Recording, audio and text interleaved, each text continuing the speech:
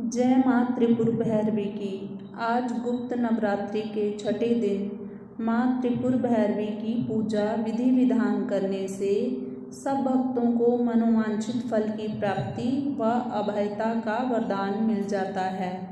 तो चलिए आज गुप्त नवरात्रि के छठे दिन हम सब मिलकर महाविद्या त्रिपुर भैरवी की पूजा व अर्चना विधि विधान से करने का संकल्प लेते हैं और साथ में ही माँ त्रिपुर भैरवी की कथा श्रवण करते हैं।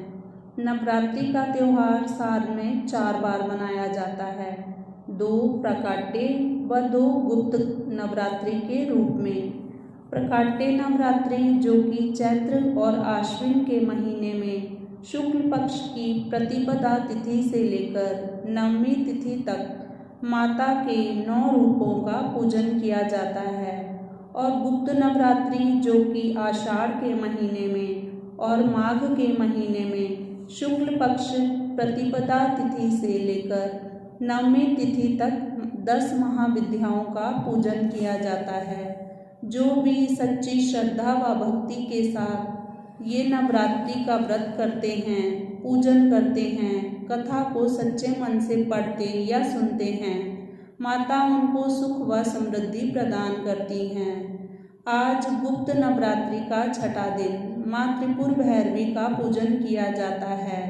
माता भैरवी का स्वरूप अति भयंकर है, क्योंकि माँ भैरवी के गले का श्रृंगार असुरों के मुंडों अर्थात सिरों की माला है।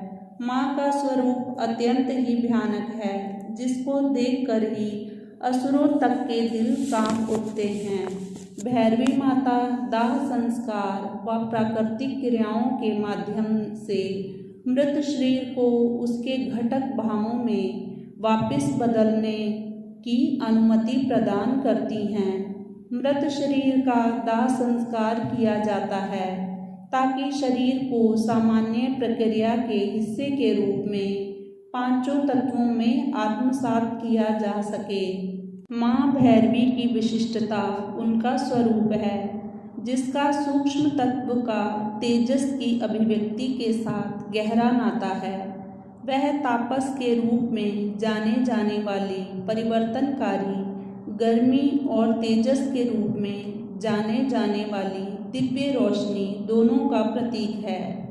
तपस केवल तपस्या का ही रूप नहीं है, बल्कि यह एक ऊंची आकांक्षा है जो किसी के जीवन में अन्य किसी रुचियों और आसक्तियों को मिटा देती है। वह जीवन की मौलिक इच्छा शक्ति भी है, जिस पर महारत हासिल करने के लिए हम कड़ी मेहनत करते हैं।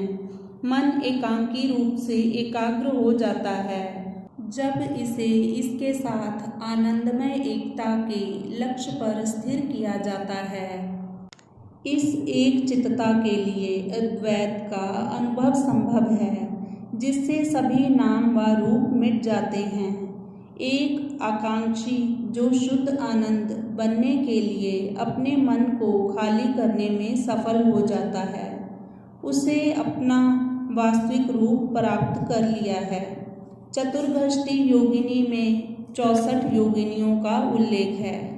यह एक प्राचीन भारत में दिव्य शक्तियों के एक रहस्यमय पंथ है।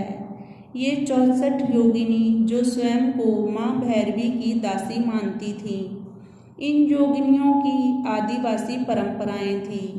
इन योगिनियों को तंत्रवाद से जोड़ा गया था, क्योंकि वे देवी काली और भैरवी की विनाशकारी शक्तियों का इस्तेमाल करती थीं। योगिनी प्रकृति के 5 तत्व पंचभूतों पर नियंत्रण करने के लिए शरीर और मन को नियंत्रित करने की इच्छा रखती हैं। यह माना जाता है कि उम्र बढ़ने और शरीर की अन्य प्रक्रियाओं को बढ़ाने के लिए महिलाएं प्रजनन क्षमता के माध्यम से अपनी सृजन की शक्ति का उपयोग कर सकती हैं। माता त्रिपुर भैरवी मूलाधार चक्र की अधिष्ठात्री देवी हैं। माँ भैरवी को कुंडलिनी शक्ति के आधार मूलाधार चक्र की अधिष्ठात्री देवी कहा गया है। मूलाधार चक्र को जागृत कर वह हमें माया से, सांसारिक भ्रम से ज्ञान की ओर ले जाती हैं। माँ भैरवी को संहारक शक्ति माना जाता है। हालांकि 10 महाविद्याओं में कई माँ शक्तियाँ हैं जो विध्वंसक के रूप में कार्य करती हैं, जैसे माँ छिन्नमस्तिका का संहारक शक्ति हैं, माँ कालिका ब्रह्मांड की सर्वोच्च संहारक शक्ति हैं। माता भैरवी हमारे जीवन में उपस्थित सभी बुराइयों की संहारक शक्ति हैं, जो हर दिन अपने कार्यों में कार्यरत रहती हैं। माँ भैरवी हमारे शरीर की कोशिकाओं को धीरे धीरे नष्ट करती हैं ताकि नई कोशिकाओं का निर्माण हो सके। वे हमारी सृजन की शक्तियों को बढ़ाती हैं ताकि वृद्धावस्था जल्द ना आ सके। वे हमारे अज्ञान को नष्ट करती हैं। उनके विध्वंसक कार्य निरंतर चलते रहते हैं। इस अर्थ में वे निरंतर परिवर्तनशीलता की एक महाशक्ति हैं। माँ भैरवी हमारे शरीर को जन्म से मृत्यु तक ले जाने वाली महाशक्ति हैं। तो चलिए माँ भैरवी की पौराणिक कथा की ओर चलते हैं और उसको ध्यानपूर्वक श्रवण करते हैं ताकि हमारे सारे जीवन के कष्ट, क्लेश, दरिद्रता, हमारे मन की सारी बुराइयों का नाश हो सके और हमें अभयता का वरदान मिल सके। माँ भैरवी का संबंध महिषासुर राक्षस के वध काल से है।